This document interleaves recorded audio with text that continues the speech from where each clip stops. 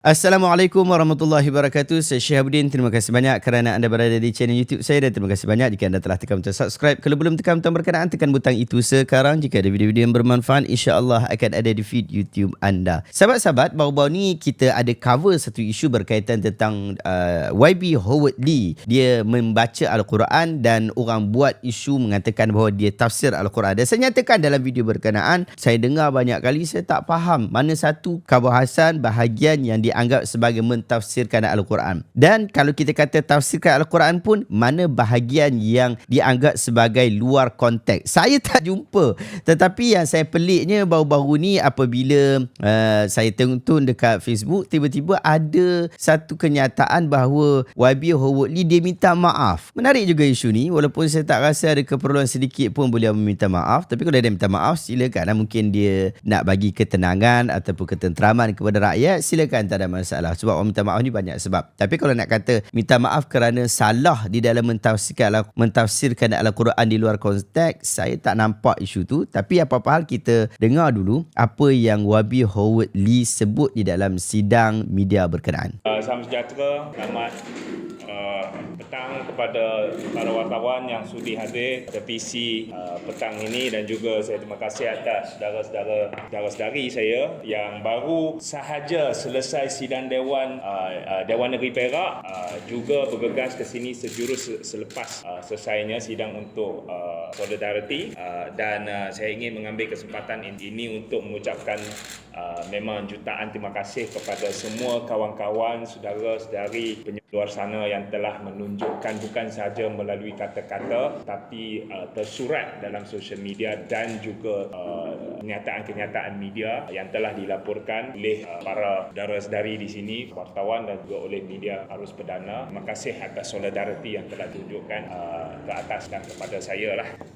Dan saya juga ingin mengambil kesempatan inilah juga untuk mengucapkan terima kasih kepada sahabat saya Dr. Ashraf Wajdi, iaitu Setiausaha Agung Parti UMNO, yang telah memberi cadangan yang ikhlas, yang tulus, yang bernas untuk saya tidak mengulangi apa yang saya mengulangi statement, iaitu memetik, saya guna istilah memetik ayat suci Al-Quran dalam penghujahan dalam mana-mana konteks politik. Saya guna istilah memetik kerana tuduhan adalah bahawa saya tafsir.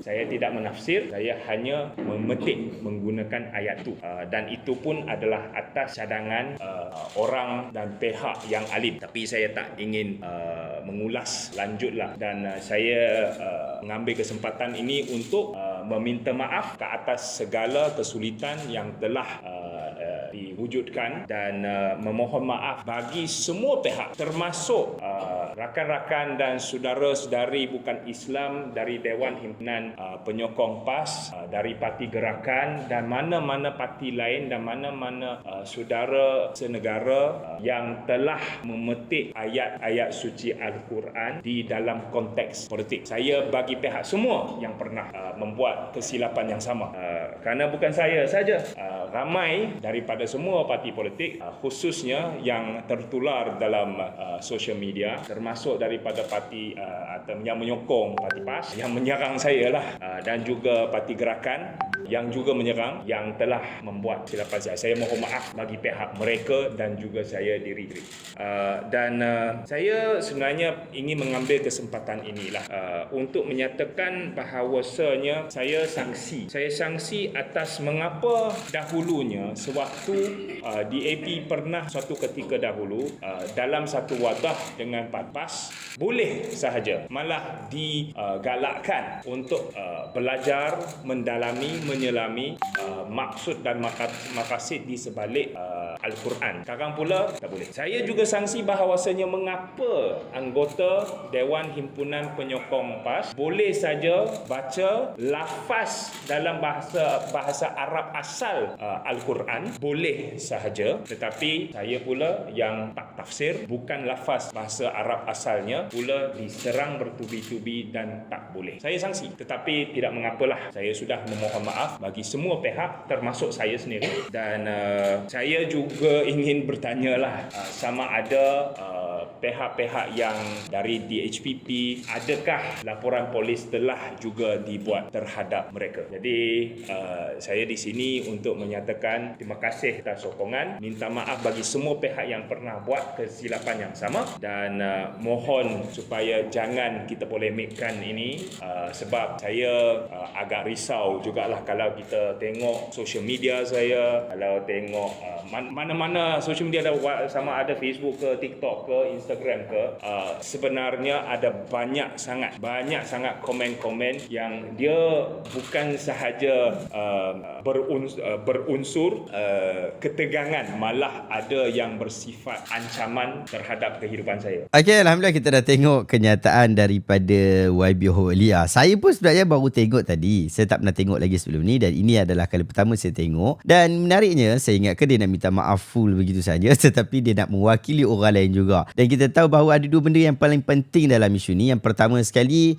dia minta maaf kerana kod ayat Quran ataupun Al-Quran pada konteks politik, dan dia tidak minta maaf dengan maksud dia kod pada luar konteks. Sebab memang betul konteks yang dia bicarakan berkaitan tentang isu kritikan kepada Tunku Haji Abdi Awang itu adalah konteks politik, dan kita tak berapa nak syok sangat apabila orang-orang politik kod ayat Quran atau sebagainya untuk konteks politik dengan maksud memenangkan pandangan-pandangan politik masing-masing. Dan kalau nak kata kod dalam konteks politik ini adakah tidak dibenarkan kepada orang bukan Islam, kalau perkara ini relevan, saya juga mahu bertanya dan saya juga sangsi, adakah hanya orang bukan Islam sahaja yang tidak boleh kod kenyataan Al-Quran menggunakan konteks politik, ataupun orang Islam juga tidak dibenarkan untuk kod ayat Al-Quran dalam konteks politik? Kerana orang bukan Islam tidak dibenarkan kod apa-apa ayat Al-Quran di luar konteks politik, demikian juga orang Islam dilarang daripada kod apa-apa ayat Al-Quran di luar daripada konteks yang difahami. Sekiranya orang bukan Islam tidak dibenarkan untuk kod ataupun tafsir Al-Quran di luar konteks, demikian juga orang Islam tidak dibenarkan untuk kod dan juga tafsir di luar daripada konteks. Seperti mana yang kita tengok dalam video-video reaction kita yang banyak, ramai orang daripada kalangan orang Islam juga, dia fahami ayat Al-Quran tu dikut sekati kepala otak dia saja. Asal dia Islam saja, dia boleh main tafsir ikut sekati dia. Dan itu kita berikan reaction di dalam video-video kita sebelum ni. Jadi dengan maksud bukan sekadar orang Islam saja dilarang, orang bukan Islam juga dilarang daripada kod sesuatu di luar konteks. Tetapi mungkin kepada orang bukan Islam mungkin lebih ringan sebab mereka ni bukan Islam, mereka tak faham sangat. Tapi kalau mereka tersilap faham dengan ayat Al-Quran boleh jadi. Tetapi kalau orang Islam dia tak faham Al-Quran, dia kod luar daripada konteks, yang tu kita perlu berikan pendidikan dan juga kefahaman yang lebih jitu, kerana dia orang Islam, membawa imej Islam. Kalau kita sepakat untuk tidak membenarkan orang bukan Islam kod ayat Al-Quran di dalam konteks politik, demikian juga kita kena menggesa semua ahli politik tidak boleh kod ayat Al-Quran menggunakan konteks politik. Sedangkan kita nampak ini berlaku di kedua-dua belah pihak. Ia berlaku di pihak PAS, di pihak Bersatu, di pihak Parti Perikatan Nasional, di pihak Pakatan Harapan. Bahkan beberapa banyak kali kita dengar daripada Datuk Seri Anwar Ibrahim kod ayat Al-Quran dalam konteks politik. Jadi itu perkara biasa. Kalau tak dibenarkan, kita kena halang semua pihak. Itu yang pertama. Yang kedua ialah YB Howard ni, dia sanksi dia di dalam video tu bukan sanksi saja. Dia bukan nak minta maaf saja. Ini keadaan orang politik. Orang politik ni dia tak akan kalah seorang. Dia nak kalah semua sekali. Sebab tu dia petikaikan pasal apa orang buat report polis terhadap dia, tetapi dia orang tak buat report polis kepada orang lain, kawan-kawan yang lain. Kenapa dulu waktu DAP bersama dengan PAS boleh saja digalakkan untuk baca Quran, kaji Al-Quran, tetapi kenapa apabila selepas tidak bersama dengan PAS tak boleh pula? Jadi kesansian itu adalah kesansian yang bersifat politik approach. Itu perkara biasa yang dilakukan oleh orang politik. Kita ni orang dah dewasa, kita dah faham lah ini teknik-teknik orang politik. Kalau dia tak menang semua, dia tak nak kalah semua. Itu perkara biasa lah. Sahabat-sahabat, satu lagi, selepas daripada sidang media tu, YB Howard Lee kelihatan berjumpa dengan Datuk Setia Dr. Naim. Ini video beliau lah mendapat nasihat daripada Datuk Naim lah. Dan ada kenyataan daripada Datuk Naim sebelum pertemuan ini. Jom kita dengar apa yang Datuk Naim sebutkan. Menteri Agama. I've already made a few comments about that. In that regards, I've already mentioned the importance of the role played by Ashab Usama Mufti. I've already encouraged, because this matter not only with regard to a non-Muslim reciting Quran. Basically, I was made to understand. I already shown the video. I was shown the video that I did not see that he actually interpreted it. What he did basically, he cited the meaning of the Quran in that context. Nevertheless, kita dan dalam ucapan saya sebentar tadi pun saya ulangi lagi sekali, saya minta sangat-sangat supaya Ashabus Samahah Mufti memainkan peranan, sebab ini melibatkan persoalan hukum. Jadi persoalan hukum ni kita tahu orang yang berkepakaran, yang ada kepakarannya adalah mufti-mufti yang dilantik oleh duli-duli tuanku, sultan-sultan. Sebab itu kuasa yang diberikan kepada negeri. So we strongly recommend, not only in the context of what yang Muhammad Howard Lee, what he did basically, tapi yang penting ialah we want to stress the importance of the mufti to play their role in elucidating and explaining to the community, the Muslim with regard to particular issues, insyaAllah.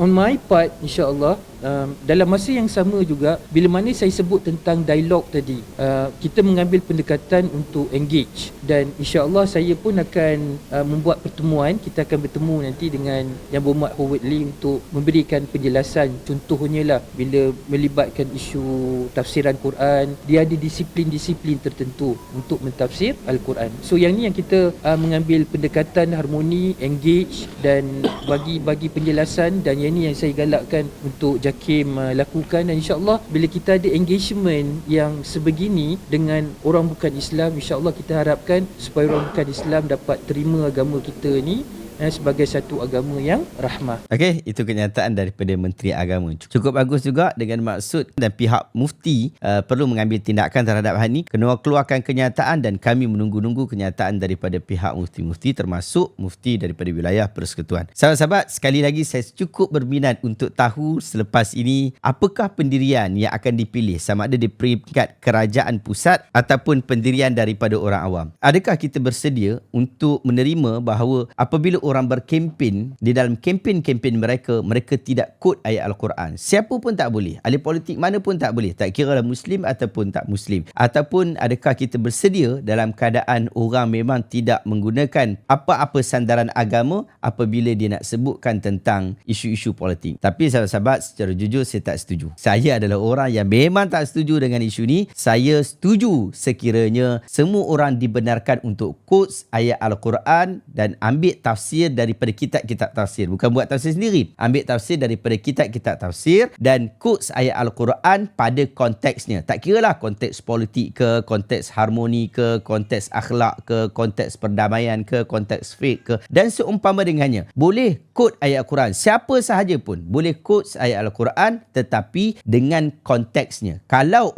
kamu quotes ayat Quran tidak kena konteks, kami akan berikan reaction. Terima kasih banyak sahabat-sahabat. Untuk menambahkan kasih sayang kita kepada Nabi SAW, kita dah restock buku-buku kita, dan antara buku restock baru sampai semalam iaitu buku Sirah Nabi Ar-Rahiqul Makhtum. Demikian juga buku Hadis 40 Imam Nawawi. Anda boleh dapatkan di bawah dengan set combo ni dengan harga yang sangat-sangat berpatutan. Buku yang patut ada di library anda. Terima kasih banyak. Assalamualaikum warahmatullahi wabarakatuh.